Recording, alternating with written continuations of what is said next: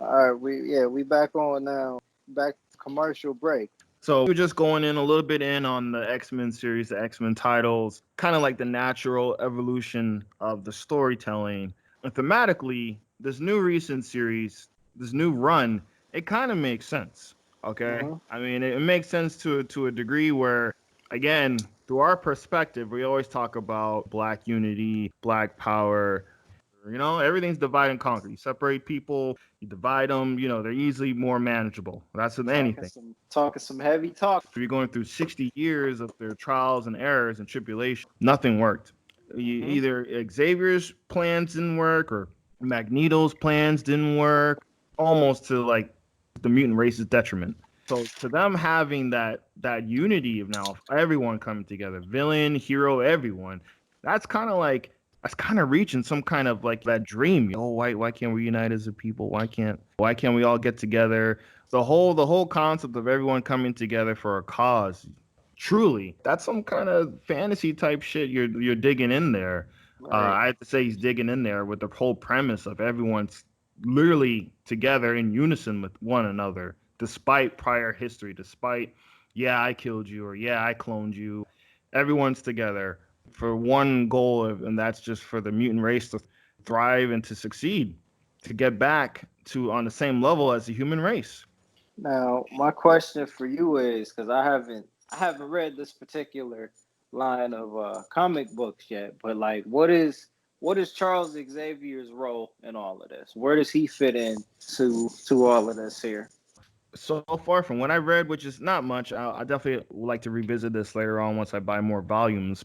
So he's kind of like, I'm for mutants coming together and we only live like before it was like mutants and humans living in harmony with one another. Now it's like, nah, mutants coming to Krakoa and we're gonna build this and only mutants are coming here.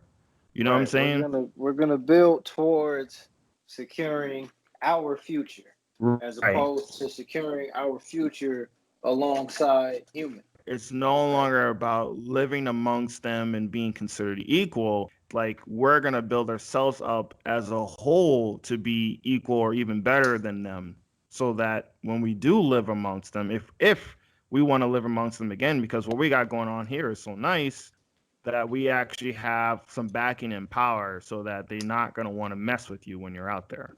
It's not. We're building towards something that can't be taken away. Magneto's have his highs and lows of being a quote unquote villain over the years, or he's a little bit more easily identifiable as a villain. And then there's that gray area where he kind of has motivations and actions where you can completely agree where he's coming from. He's a lot more or less of the over the top killing and destroying. And he even said in the comic, like, yeah, I could disarm your whole country's weapons right now, but I'm not going to. That just tells you, like, oh, what do you mean you're scared to trust us? Like, I literally could kill you right now if I wanted to, but I'm not. They're all like, well, how do we know if the mutants? Can we trust the mutants? Because you guys live in secrecy or whatever, and you don't want to intermingle with us. You don't want to be with us. And he's like, well, I'm here with you right now, aren't I? Like, I'm here talking with you, breaking bread with you, eating this food with you right now. I ain't trying to sit on my asteroid and scheme on leveling your whole country with asteroids or Right. whatever. That was the 1980s. Right. That was like 1980s Eric. And this new 2020 Eric is a lot more reserved.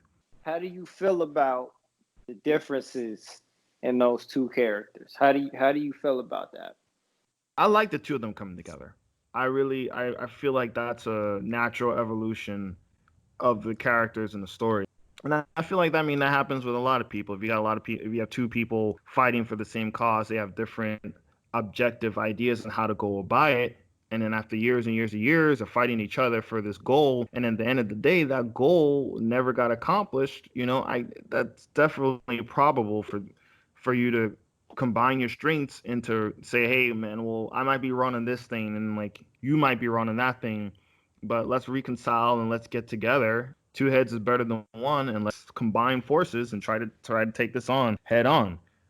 I mean, and eventually it kind of gets old after what 30, 40 years. Xavier's team versus X-Men versus the Brotherhood of Mutants. It gets, you know what I'm saying? Like it's old hat. I don't know how much more you can play it over and over again.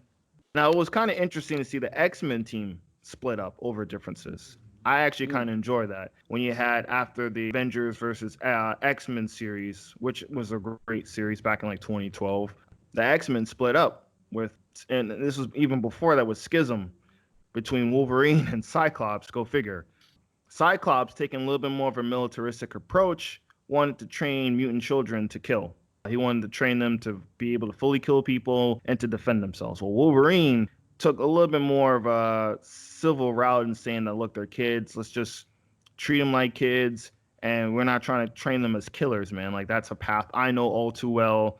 So there was a split between the two of them, man. And Cyclops brought over people who agreed more in his opinion, and then Wolverine took whoever was left, agreed with him. Wolverine continued the Jean Grey School of Higher Learning at Xavier's old mansion. Cyclops took his team over to where Wolverine was created in Canada and Weapon X was created, and formed the Xavier Institute over there.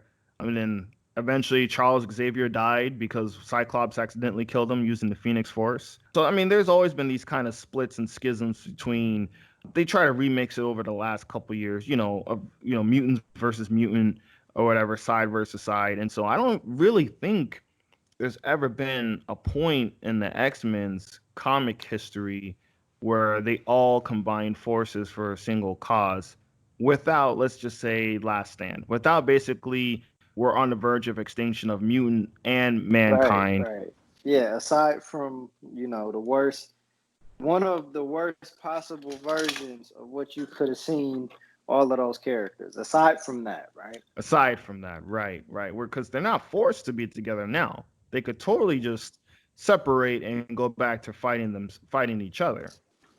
I think it's a good step for the X-Men franchise. I think breathing it, making it a little bit more of a real and a little bit more in tune with today's times is what it needs to be even a book you actually want to check out.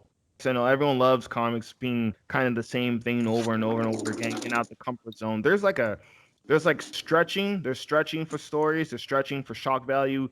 Yeah, this storyline makes sense within the context of what they've done in the past. If you've done everything in the past, why not try something like this now?